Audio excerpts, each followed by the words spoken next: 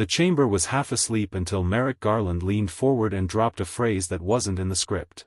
There have been instances, he said, cool and composed, where certain individuals misrepresented credentials to gain public trust. Some are even sitting here today. His voice didn't waver. But his eyes, just for a second, shifted to Jasmine Crockett. The silence that followed wasn't silence at all. It buzzed. It burned. A few heads turned toward Jasmine. She didn't flinch. Her gaze stayed locked on Garland like she was studying a crack in stone. She knew exactly what that line was meant to do, and who it was aimed at. Across the internet, clips of the comment were instantly dissected. Did Garland just accuse Jasmine of being a fraud? One tweet read, he didn't name her, but he meant her. On talk shows, conservative pundits danced around the language while progressive hosts called it a racial dog whistle wrapped in legal jargon. But inside that chamber, Jasmine remained still. No raised voice. No rebuttal, yet. She simply reached for her microphone and clicked it on. Mr. Garland, she said slowly, are you implying I don't belong here? He leaned back, expression unreadable. I didn't name anyone, Congresswoman. She smiled. Not warm. Not amused. It was the kind of smile that said, you thought you were being subtle. You weren't. Good, she replied. Because when someone does question my legitimacy, I expect them to say it with their chest. Loudly. On the record. A murmur rippled through the room. Outside the building, headlines began to form. Inside, a storm was just beginning to gather behind Jasmine's calm exterior. Because what Garland had started wasn't a clever aside, it was a shot at the core of who she was. And she wasn't going to let him walk away from it. The buzz didn't die overnight. Overnight hashtags formed like flash floods, hashtag Crockett is real, hashtag Garland out of line, hashtag say it with your chest. But Jasmine didn't tweet. She didn't post. She waited. Because when you know the truth, you don't rush to prove it.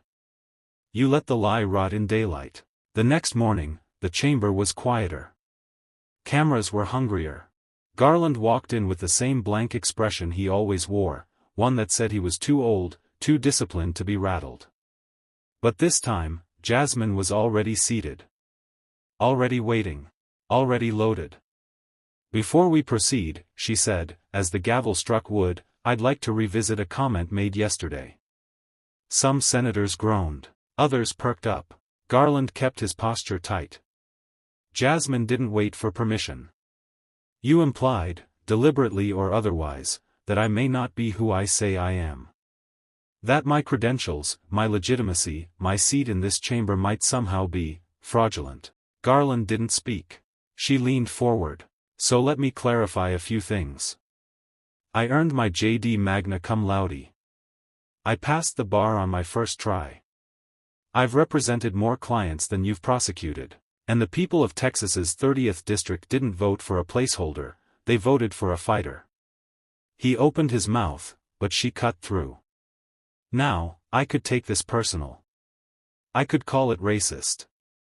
Sexist. Elitist. And I'd have plenty of reason to. But this isn't about me.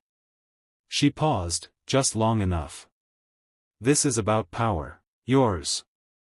A flicker of discomfort broke across Garland's face. You didn't question my background because you were confused. You did it because I held you accountable on national television.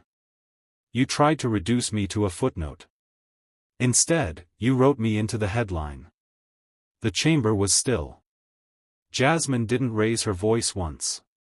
But her presence filled every inch of that room. And Merrick Garland, America's top legal officer, was no longer giving testimony. He was on defense. Cameras zoomed in as Jasmine slowly opened the binder in front of her. She wasn't fumbling for documents, she was orchestrating. Every page, every pause, every glance had purpose. She flipped once, twice, and then settled her gaze back on Garland like a prosecutor locking in her case. Mr. Garland, she said, her tone crisp, do you recall your oath? He stiffened. Yes. To protect and defend the Constitution of the United States, correct? He nodded.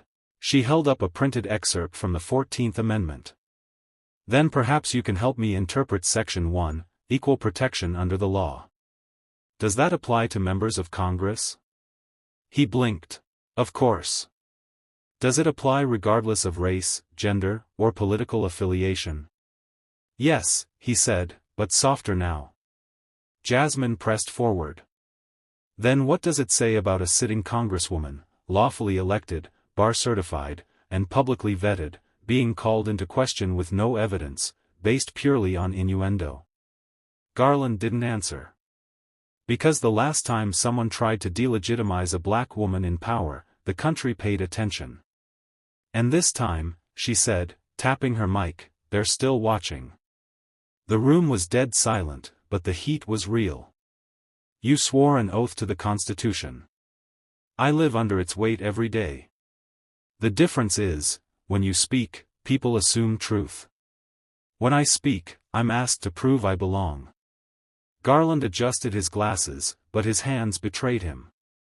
They trembled, slightly, but not invisibly. Jasmine closed her binder. If I'm not allowed to question your leadership, Mr. Garland, then you have to ask yourself, who exactly is protected by the system you defend? That landed. And unlike his opening remarks, it echoed. No cameras turned away. No viewers clicked off. Because at that moment, it was clear, Jasmine Crockett didn't need validation. She had the Constitution, and the country, on her side. Garland tried to pivot. Congresswoman Crockett, my comments were not directed at you specifically. Jasmine's chair creaked as she leaned forward, her eyes unblinking. Then who exactly were they directed at? The ceiling? The air? Or did you hope your tone would do the work your words were too careful to say? The tension thickened like fog. Garland exhaled sharply but said nothing. She wasn't asking for a retraction. She was asking for revelation. You speak with the privilege of presumption, she said. You walk into rooms and your authority is accepted. I walk in and have to prove I exist, again, and again, and again. Murmurs echoed from the gallery. One aide coughed, audibly uneasy. Jasmine didn't flinch. You questioned my legitimacy with a sentence. I've spent decades building it, line by line, client by client, vote by vote. And I won't let your discomfort masquerade as oversight. Garland, usually a statue, shifted. A twitch in the jaw. A darting glance. Authority doesn't usually flinch. But now it did. You weren't careless, Jasmine continued. You were calculated. And it backfired. He raised a hand, almost in defense. Let's not politicize this. She stopped him cold. You made it political the second you politicized my identity. And with that, she pulled out her bar certificate, slid it across the table toward the press pool. Since the country needs proof of who I am, let them print it. Cameras flashed. Reporters scribbled. Garland looked small, not humiliated, but exposed. His words, once cloaked in legal precision, now hung limp, transparent. And Jasmine? She didn't raise her voice. She didn't have to. The room had already chosen who it believed. By midday, the clip had already been viewed over 4 million times. No editing. No commentary. Just Jasmine, sliding her credentials across the table like a gavel. Commentators struggled to contain it. Some called it the moment the hearing cracked in half. Others labeled it a constitutional reckoning. But Jasmine wasn't interested in headlines. She was focused on something deeper, making sure this never happened again. Garland returned for the afternoon session with a new tone. Colder. Shorter. His answers clipped, as though his authority had been bruised by exposure. Jasmine, on the other hand, seemed even more composed. But beneath the calm, she was winding up. Mr. Garland, she said, are you aware of the historical pattern where Black Americans, especially Black women, have had their identities questioned not because of fraud, but because of fear? He cleared his throat. I don't accept that framing. That doesn't surprise me, she replied. Because when you've never had your legitimacy questioned, the truth feels like an accusation. The room stirred again. A senator to Garland's left muttered something and quickly went silent. Jasmine leaned in just slightly, pressing forward, not physically, but ideologically. I was elected to serve, not to prove I exist. I carry the Constitution in one hand, and generations of erasure in the other. And yet, I show up. Every day. No stolen power. No inherited privilege. Just work. And results. Garland looked down. So if this body, this system, this government can't even recognize that I belong here without demanding extra proof, then maybe the system isn't broken. Maybe it's doing exactly what it was built to do. No one interrupted. Not a cough. Not a gavel. Because Jasmine hadn't just taken the room. She had reshaped it. And for the first time, Garland looked like a man sitting inside a system that no longer answered to him. The next morning, Garland's team tried to walk it back. A carefully worded press release claimed his remarks were taken out of context. It referenced routine vetting processes, general observations, and no intent to target any individual. But America had already watched the tape. There was no mistaking the look, the pause, the pressure. Jasmine Crockett didn't need to argue with the press team. The footage spoke louder than their words ever could.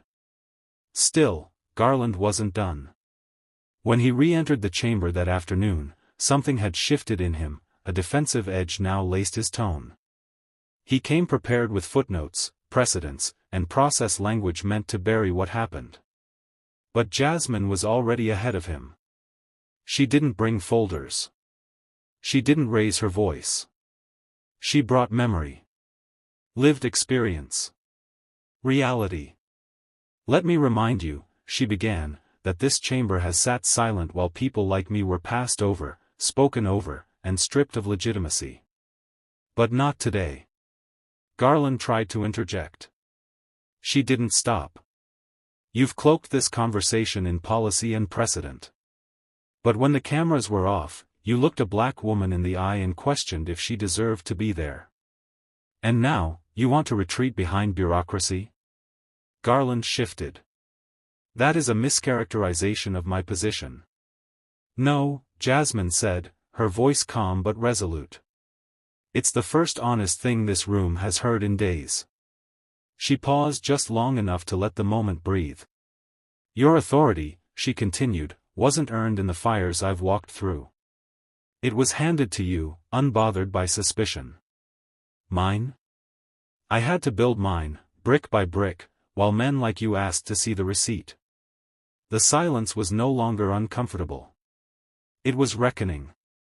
For the first time in his long career, Merrick Garland wasn't explaining the law. He was answering to it. Garland hadn't moved in nearly a minute. His eyes hovered somewhere between the seal of the Department of Justice and the woman dismantling him, brick by rhetorical brick. The weight of the room didn't come from volume, it came from the precision of every word Jasmine dropped like a stone into glass. She reached into her jacket pocket and pulled out a folded sheet, her original bar admission letter.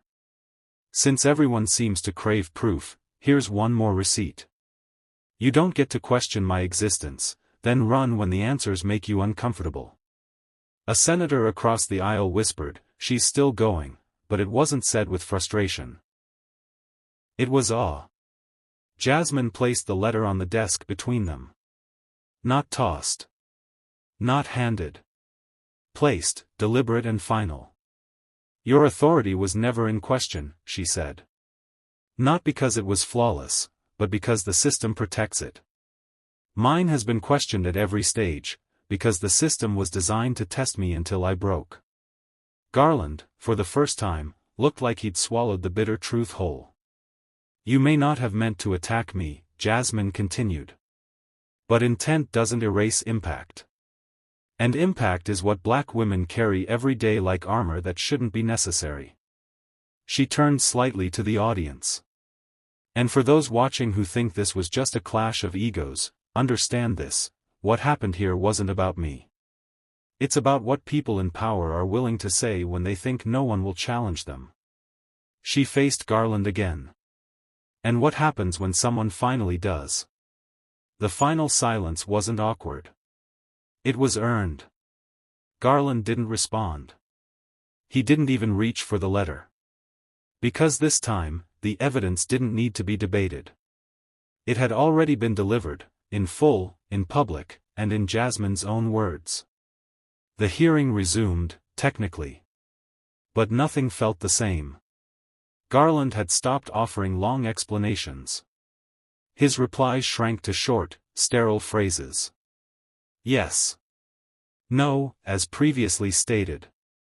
But everyone knew, what had been stated before no longer held power. The spotlight had shifted. Permanently. Jasmine didn't gloat. She didn't need to. The room itself had started to bend toward her, like gravity adjusting around a new center.